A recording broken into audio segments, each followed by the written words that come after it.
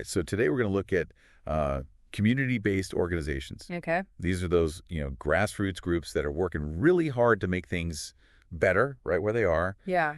And we're kind of getting some of our information and inspiration from the Southern Africa Litigation Centre. Oh, wow. They made this really cool training manual for CBOs that has some incredible insights. Really? Yeah. And the thing that really caught my eye is this whole idea of using research, not just to gather information, but to really empower communities and make change happen. I see. So using research to actually, create action and change on the ground level. Exactly. Yeah, that's super cool. It's not just about, collecting data and writing reports. Yeah. It's about giving communities the tools to understand their own problems and come up with their own solutions.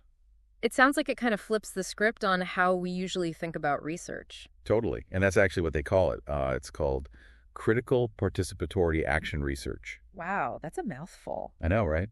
It's kind of a long name. But the idea behind it is actually really simple and brilliant.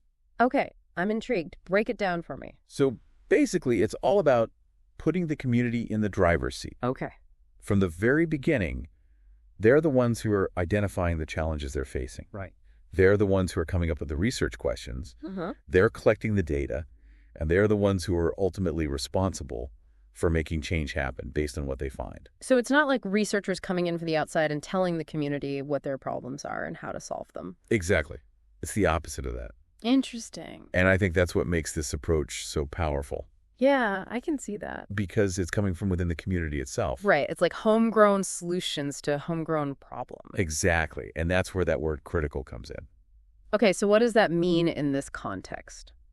Well, it means that the research is focused on understanding the root causes of problems, not just the symptoms. Okay, I'm starting to get the picture. So, for example, let's say a community is struggling with food insecurity. Okay. Critical participatory action research would involve the community in looking at why that's happening. So instead of just saying, oh, we need more food banks, they'd be looking at the underlying issues. Exactly. They'd be asking questions like, why don't people have access to affordable, healthy food? Right. Is it a lack of jobs? Is it a lack of transportation? Are there grocery stores in the area? Are the prices too high? Yeah, all of those things could contribute. Exactly. And by understanding those root causes, the community can then start to develop solutions that are actually going to address the problem in a sustainable way. That makes a lot of sense. And that's where the participatory part really kicks in. Okay, so how does that work in practice? Well, it means that everyone in the community has a voice in the research process. Everyone. Yeah, from the elders to the youth to people from all different backgrounds and walks of life. Wow, that's pretty inclusive. It is, and that's the point. Everyone's perspective is valuable. So how do they actually get everyone involved? Well, there are all sorts of different methods they can use. Like what? Things like community meetings, focus groups, surveys, interviews. Okay. And even things like photo voice, where people use photography to document their experiences and share their perspectives. That's really cool. Yeah, it's all about finding creative ways to make sure everyone's voice is heard. I like that. And the beauty of this approach is that it doesn't stop with research. Right. The whole point is to actually take action. Exactly. So once the community has identified the root causes of the problem and come up with some potential solutions, they start putting those solutions into action. So they actually try things out in the real world? Yeah, they might start a new program or advocate for policy changes or create a community garden or whatever it is that they've decided will address the issue. And then what happens? Well, this is where the action research cycle comes in. Okay, tell me more about that. So it's not a one-time thing. It's an ongoing process of planning, acting, observing, reflecting, and then planning some more. So it's like a constant feedback loop. Exact. They're always checking in to see if what they're doing is actually working. Yeah. And if it's not, they adjust their approach. So it's all about being flexible and responsive to the community's needs. Exactly. And that's what makes this approach so effective, because it allows for constant learning and improvement.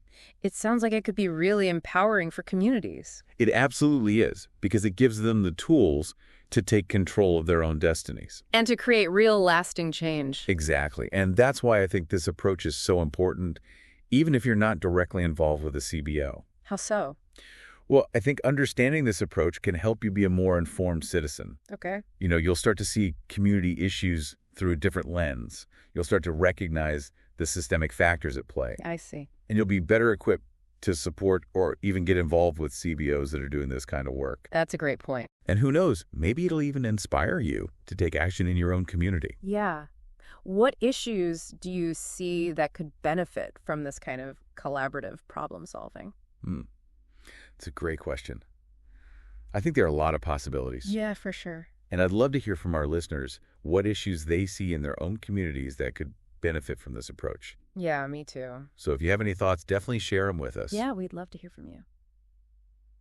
But for now, a big thanks to the Southern Africa Litigation Centre for creating this awesome training manual that sparked this whole conversation. Yes, absolutely. All right, folks, that's a wrap on the deep dive for today. See you next time. Catch you later. Bye.